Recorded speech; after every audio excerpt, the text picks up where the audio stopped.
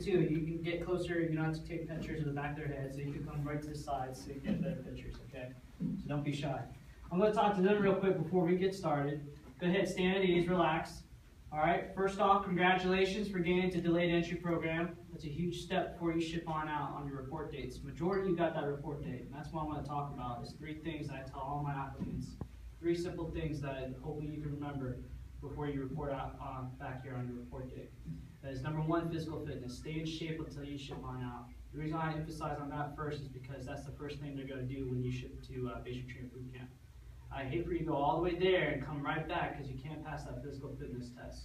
So do what you can right now. Find out what the standards are for your branch and go above and beyond those standards, and so you know for sure you won't be the last one at the finish line. So stay in shape. Get out there, start running.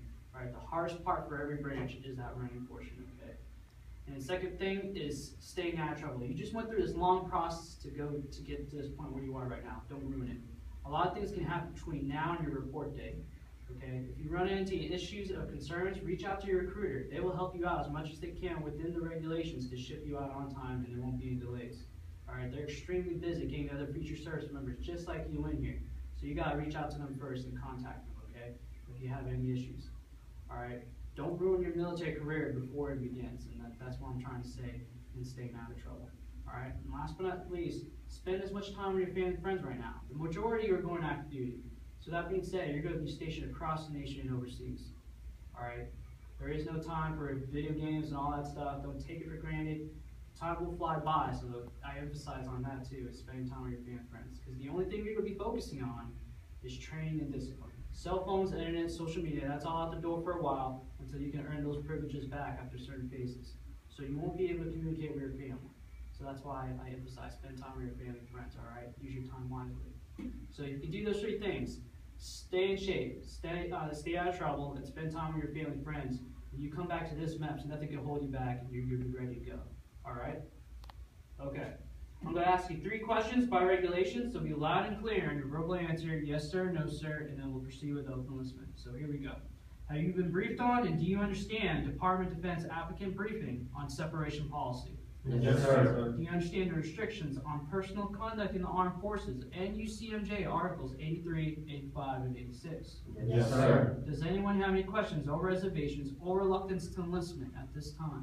No, sir. All right, sounds good. Go ahead, stand at attention, raise your right hand, and repeat after me.